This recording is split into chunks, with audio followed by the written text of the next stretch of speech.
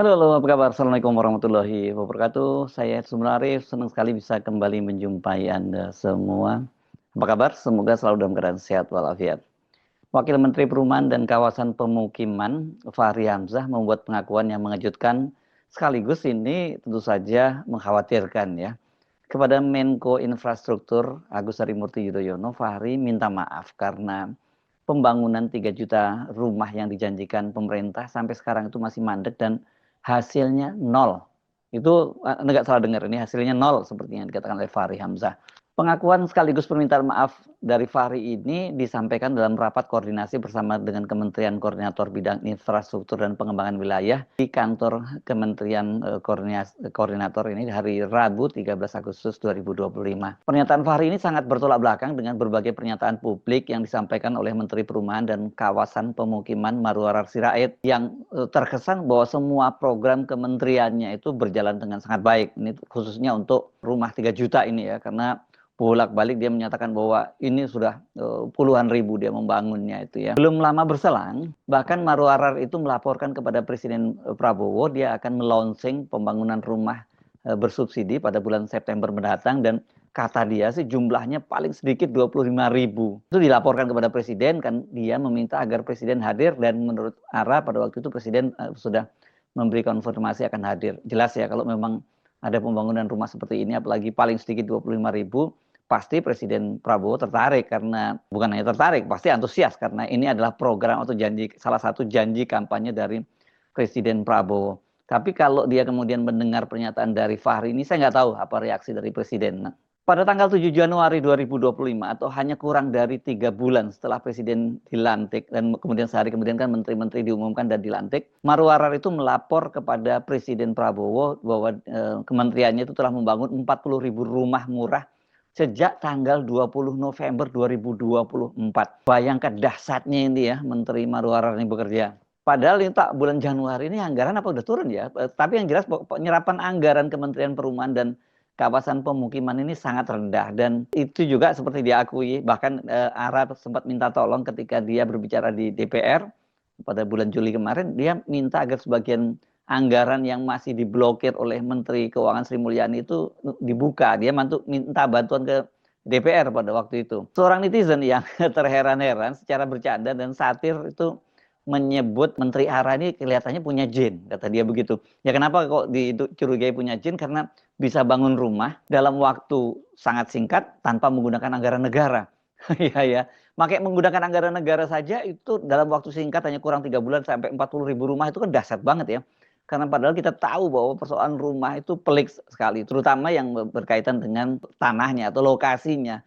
Itu luar biasa itu kesusahnya. Dan Marwarar ternyata bisa, ini klaim loh ya, baru klaim dia ya. Jadi rumah siapa yang di-launching oleh Marwarar itu dan anggarannya dari mana kalau sampai sekarang menurut Fahri Hamzah program itu mandek dan masih nol hasilnya. Saya tadinya khawatir wartawan itu salah kutip pernyataan Fahri karena jelas apa yang dikatakannya itu bertolak belakang dengan narasi yang sering disampaikan oleh Marwarar Sirait ke media. Soal perumahan ini nggak boleh main-main karena program ini adalah salah satu janji dari kampanye Presiden Prabowo. Presiden Prabowo pada saat debat kelima calon presiden pada tanggal 24 Februari 2024 itu menyampaikan janji-janjinya dan salah satu janjinya itu adalah soal pembangunan 3 juta rumah dan yang lain banyak sih janjinya antara lain misalnya soal makan bergizi gratis yang sekarang sudah mulai berjalan, kemudian pembangunan fakultas rumah sakit dan puskesmas modern kalau puskesmas katanya mau di setiap desa, kemudian juga membangun fakultas kedokteran dan juga mencukupi jumlah kekurangan tenaga dokter.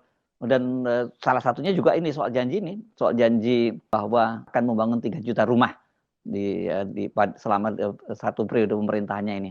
Saudara-saudara sekalian, kita juga akan membangun 3 juta rumah untuk mereka yang belum punya rumah. 1 juta di pedesaan, 1 juta di pesisir, 1 juta di perkotaan. Jelas soal 3 juta rumah adalah salah satu janji kampanye Prabowo yang harus dia tunaikan di luar tadi soal makan gizi gratis, pembangunan rumah sakit, puskesmas modern, memperbanyak jumlah dokter, Polri dan ASN dan Semuanya itu katanya untuk menuju transformasi Indonesia dan itu menyongsong Indonesia emas. Saking seriusnya soal pembangunan rumah ini, Presiden Prabowo itu sampai membuat Satgas Perumahan, dan ini yang langsung mengetuainya itu adalah adik kandungnya Hasim Joyo Hadikusumo. Jadi jelas dari sini komitmen Pak Prabowo itu nggak bisa ditawar-tawar, dia harus sukses program ini. Artinya program ini nggak boleh gagal dan harus berhasil. Nah, balik ke pernyataan Fahri, saya mencoba menggooglingnya. Ternyata pernyataan Fahri ini banyak dikutip media, tapi kebanyakan media juga baru mengutip hari ini ya. Misalnya detik.com, Fahri Hamzah lapor ke AHY program 3 juta rumah mandek, kemudian kompas.com juga menulis begini, akui 3 juta rumah jalan di tempat, Fahri Hamzah minta maaf. Kemudian di kumparan.com, Fahri Hamzah minta maaf, kinerja Kementerian PKP masih nol, sibuk urusan CSR. Di bisnis.com, ini yang termasuk yang paling awal memberitakannya, karena dia kemarin memberitakannya, Fahri Hamzah lapor AHY program 3 juta rumah tak tercapai di 2025. Jadi hampir semua media ini mengutipnya ya, hanya saja memang ada yang mengutipnya baru hari ini, tapi ada juga yang kemarin. Nah, saya bacakan yang termasuk yang kemarin menurunkan beritanya, yakni bisnis.com. Wakil Menteri atau dalam kurung Wamen Perumahan dan Kawasan Pemukiman PKP Fahri Hamzah buka-bukaan program 3 juta rumah tidak akan tercapai di tahun pertama kepemimpinan Presiden Prabowo Subianto. Dia mengaku telah menyampaikan hal tersebut kepada Menteri Koordinator Infrastruktur dan Pembangunan Kewilayahan Agus Harimurti Yudhoyono. Kita ini yang KPI ini Key Performance Indicator, penilaian keberhasilannya, yaitu kita aja itu kan masih belum tercapai. Tadi saya minta maaf, saya laporkan tadi itu karena untuk renovasi kan masih nol, penataan kawasan kan masih nol, PSU prasarana dan sarana utilitas umum masih nol gitu. Ini kata Fahri ketika dia ditemui di kantor Kemenko saya melaksanakan rakor hari Rabu kemarin ya, tanggal 13 Agustus 2025. Fahri menjelaskan seluruh program saat ini dijalankan merupakan program existing yang bukan inisiasi dari Kementerian PKP. Oh, jadi programnya sudah sebelumnya sudah berjalan gitu ya. Karena semuanya nol tadi menurut dia. Ini parah banget ya kalau semuanya nol. Bahkan Fahri mengakui bahwa penyaluran program rumah subsidi berupa fasilitas likuiditas pembiayaan perumahan FLPP yang menjadi program utama saat ini anggarannya berasal dari Kementerian Keuangan. Adapun penyaluran rumah subsidi juga bukan dijalankan oleh Kementerian Perumahan dan Kawasan Pemukiman, melainkan dilaksanakan langsung oleh Badan Pengelola Tabungan Perumahan Rakyat BP Tapera. Ya, BP Tapera ini beda dengan Kementerian Pemukiman. Kalau tidak salah dia memang salah satu istilahnya semacam komisaris atau apa itu namanya ya kalau di Tapera ini. Menteri ARA ini bersama dengan menterinya ini ya, dengan Menteri Keuangan maksud saya ya. Tapera itu institusi di luar kita. Harusnya kita fokus kepada apa yang harusnya kita kerjakan sendiri sebagai KPI kita, kata Fahri. Jalan dengan hal itu, tambah Fahri, dia menyebut Menko IPK Agus Harimurti Yudhoyono dikabarkan bakal segera melakukan evaluasi pelaksanaan kinerja 3 juta rumah. Tadi Menko, ini dalam kurung responnya, akan mengevaluasi agak dalam soal pelaksanaan APBN karena memang itu kan tugas Menko. Nah, dari situ clear ya, selama ini yang disebut oleh Marwarar adalah pekerjaan Tapera, bukan Kementerian PKP. Ada juga yang FLPP tadi, anggarannya dari Kementerian Keuangan. Saya nggak tahu maksudnya, karena semua anggaran dari Kementerian Keuangan, atau itu ada di dalam di anggaran Kementerian Keuangan ya, bukan Kementerian Perumahan dan Kawasan Pemukiman. Selain Tapera juga disinggung soal CSR tadi ini ya. Ini kaitannya rupanya dengan apa ya? Dengan para pengembang besar ini, karena kalau kita lihat kan dalam berbagai kesempatan Marwarar ini banyak sekali jalan-jalan atau meninjau proyek-proyek dari para pengembang besar, misalnya dengan Aguan, pemilik Agung Sedayu Group, dengan Lipo misalnya. Waktu itu juga dia sempat meninjau ini perumahan Meikarta gitu, yang waktu itu Jim Setiadi membantah kalau mangkrak proyeknya. Dan kemudian yang jelas ini ya kalau CSR ini yang sudah jalan adalah dengan Agung Sedayu Group milik pengusaha Aguan. Tidak lama setelah dilantik jadi menteri itu kan Marwarar menyatakan akan membangun rumah gratis katanya sebanyak 250 unit, dan kemudian dia mengaku tanahnya itu adalah milik dia pribadi, ini perusahaan Marwarar, dan seluas 2,5 hektar di Tangerang, dan menurut dia pada waktu itu yang membangun sampai full furnish atau lengkap dengan perabotannya adalah PT Agung Sedayu Group, itu punya pengusaha Aguan. Dan kemudian juga sudah dilakukan groundbreaking. Ini kan Marwarar ini memang sangat dekat dengan Aguan karena dia pernah bekerja di perusahaan Aguan ini sebagai profesional di perusahaan Aguan. Jadi yang rumah tadi yang 250 yang awal-awal dibangun itu bukan merupakan program dari Kementerian Perumahan, tapi itu adalah program CSR punya perusahaan swasta.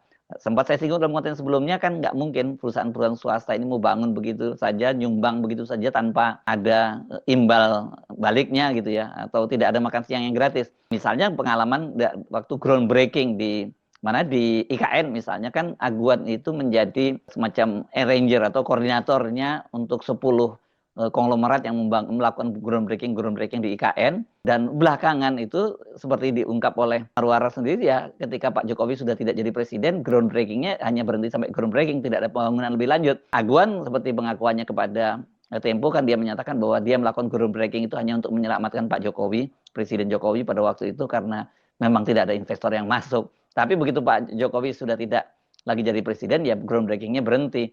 Tapi bukan gratis, karena Aguan dan perusahaan Sinarmas kan kemudian dapat proyek strategis nasional ya, Pantai Indah Kapuk 2, dan juga di situ Bumi Serpong Damai itu punya Sinarmas Group. Pekan lalu dalam rapat paripurna ketika memberikan laporan kinerja kementerian, Marwara itu dikabarkan malah melaporkan realisasi pembiayaan Tapera dan pembiayaan FLPP, fasilitas ini fasilitas kredit perumahan ya ini ya.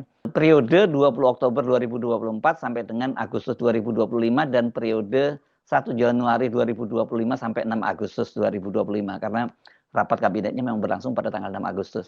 Rupanya karena banyaknya klaim-klaim kosong Marwarar inilah, saat ditanya Kompas pada tanggal 7 Agustus, satu hari setelah rapat kabinet, itu Fahri waktu itu ngeles ya kepada wartawan. Dia minta agar wartawan menanyakan ke menterinya, itu maksudnya ke Marwarar. Jadi dia nggak mau menjawab soal itu.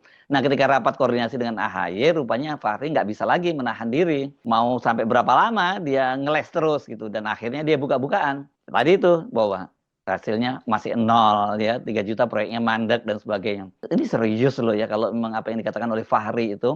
Ini nggak main-main, sekali lagi karena ini ada janji kampanye dari Presiden Prabowo. Bagaimana jawaban ARA?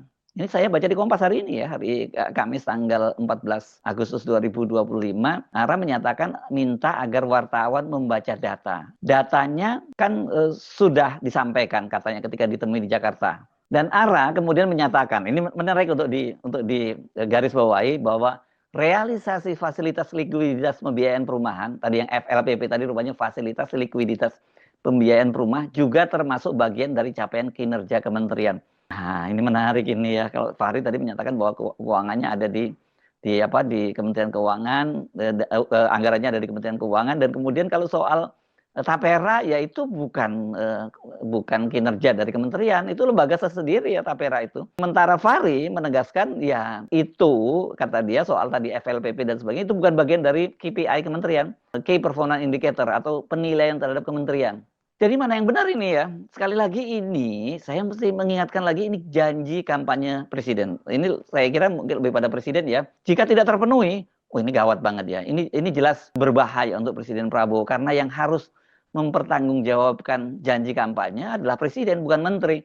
Kalau menteri dia bisa ngeles, misalnya menyatakan kan nggak ada visi misi dari menteri, nggak ada visi misi presiden. Tapi kalau presiden janji kampanye jelas semua terekam, dan kita dengan mudah sekarang buka-buka masih ada itu, bukan hanya beritanya tapi videonya juga masih lengkap, bisa buka di channelnya KPU Republik Indonesia, ada semua itu janji-janji kampanyenya. Aduh, ini banyak sekali ya masalah di Pak Prabowo ini, terutama para menterinya. Padahal kemarin kan waktu sidang kabinet Pak Prabowo menyatakan puas dengan kinerja para menterinya. Tapi kalau seperti ini masa harus puas dengan kinerja menteri seperti ini? Saya sebenarnya sampai jumpa lagi. Wassalamualaikum warahmatullahi wabarakatuh.